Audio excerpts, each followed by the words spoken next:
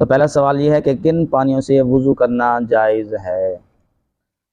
اس کا جواب یہ عطا فرماتے ہیں اسلامی تعلیم کے اندر کہ برسات کا پانی، کہ جب بارش برستی ہے آسمان سے جو پانی آتا ہے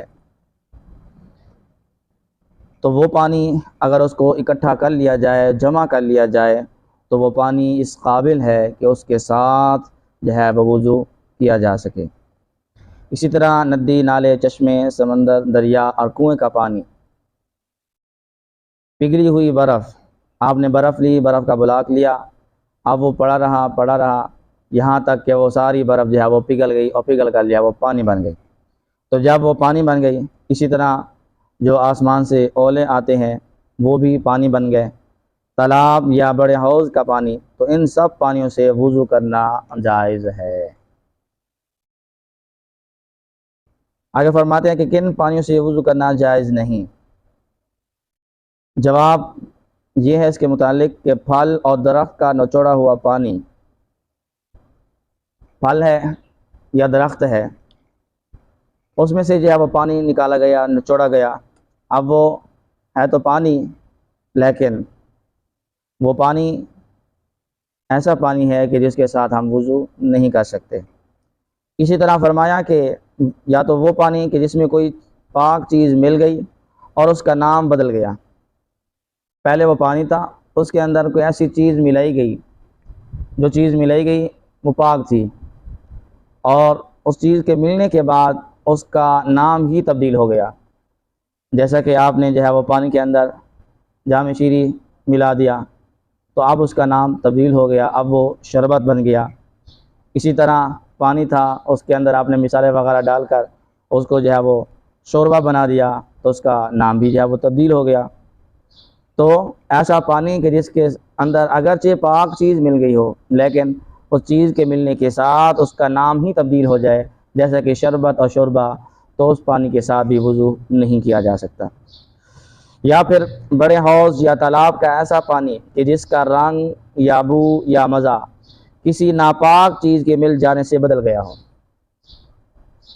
ٹھیک ہے نا؟ تو پانی کو چیک کرنے کے لیے کیا ہے کہ پانی ٹھیک ہے یا خراب ہے، اس پانی کے ساتھ وضو کیا جا سکتا ہے یا نہیں کیا جا سکتا، تو فرماتے ہیں اس کے اندر یہ 3 چیزیں ہیں کہ پانی کا رنگ دیکھا جائے گا کہ پانی کا رنگ تبدیل ہو گیا ہے یا نہیں ہوا، اور پانی کا مزہ جو ہے وہ دیکھا جائے گا کہ وہ تبدیل ہوا ہے کہ نہیں ہوا۔ اسی طرح پانی کے اندر بو وہ چیک کی جائے گی، تو اس کے بعد جو ہے وہ بندہ جو ہے وہ حکم لگا سکے گا کہ ایسا پانی ایسا کہ جس کے اندر کسی چیز کے مل جانے سے کسی وجہ سے اس کا رنگ جو ہے وہ تبدیل ہو جائے، یا اس کے اندر بو پیدا ہو جائے، یا اس کا مزہ تبدیل ہو جائے، تو فرمایا پھر کیا ہوگا، وہ پانی ایسا ہے کہ جس کے ساتھ ہم جو ہے وہ وضو نہیں کر سکتے۔ اسی طرح فرماتے ہیں کہ چھوٹے حوض یا گھڑے کا وہ پانی کہ جس میں کوئی ناپاک چیز گر گئی ہو یا کوئی ایسا جانور گر کر مر گیا ہو جس میں بہتا ہوا خون ہو، اگرچہ پانی کا رنگ یا بو یا مزہ نہ بدلا ہو، اور وہ پانی کے جو وضو یا غسل کا دھومن ہے، ان سب پانیوں سے وضو کرنا جو ہے وہ جائز نہیں ہے۔ تو یہ وہ پانی ہے کہ جن سے وضو کرنا جو ہے وہ درست نہیں ہے، وضو کرنا جو ہے وہ جائز نہیں ہوگا۔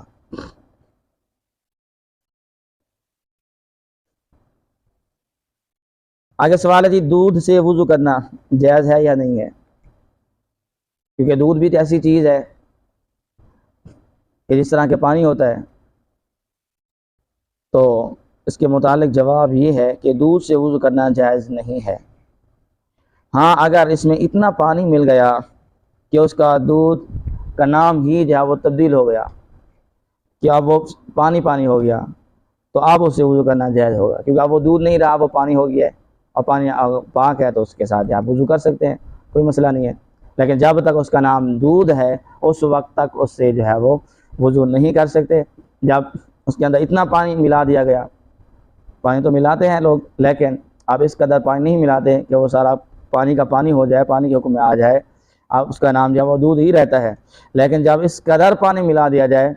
کہ اب وہ پانی کے حکم میں آ گیا ہے، تو اب وہ پانی بن گیا، اب اس کے ساتھ آپ وضو کر سکتے ہیں۔ کیا وضو اور غسل کے پانی میں کچھ فرق ہے؟ نہیں، جن پانیوں سے وضو جائز ہے ان سے غسل بھی جائز ہے، اس کے اندر کوئی فرق نہیں ہے، اور جن پانیوں سے وضو ناجائز ہے غسل بھی ناجائز ہے۔ کن جانوروں کا جھوٹا پاک ہے؟ کہ پانی رکھا ہوا تھا اور جانور آئے اور نہ کر جو ہے وہ منہ لگایا اور پانی کو جو ہے وہ پی لیا، جھوٹا کر دیا۔ اب آیا کہ وہ پانی جو ہے وہ جائز ہے استعمال کرنا یا نہیں ہے؟ تو فرماتے ہیں کہ جن جانوروں کا گوشت کھایا جاتا ہے ان کا جھوٹا پاک ہے، جیسے کہ گائے، بیل، بھینس، بکری، کبوتر اور فاختہ وغیرہ۔ جن جانوروں کا گوشت کھایا جاتا ہے وہ جانور اگر جو ہے وہ پانی جھوٹا کر جائیں تو فرماتے ہیں ان کا پانی جو ہے وہ پاک ہے، وہ پانی ناپاک نہیں ہوتا۔ آگے فرماتے ہیں کن جانوروں کا جھوٹا مکروہ ہے؟ گھر میں رہنے والے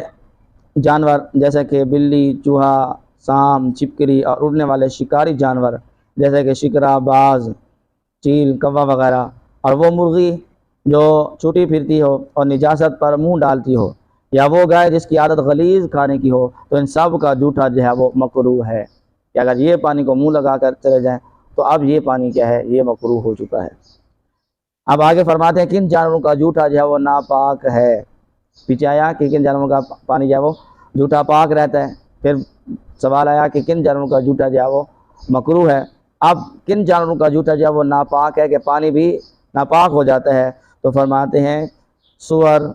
کتا، شیر، چیتا، بھیڑیا، ہاتھی، گیدڑ اور دوسرے شکاری چوپائے، ان کا جھوٹا جو ہے وہ ناپاک ہے۔ اگر یہ پانی کو جو ہے وہ منہ لگا جائیں اور پانی پی جائیں تو ان کا جھوٹا جو ہے وہ ناپاک ہے۔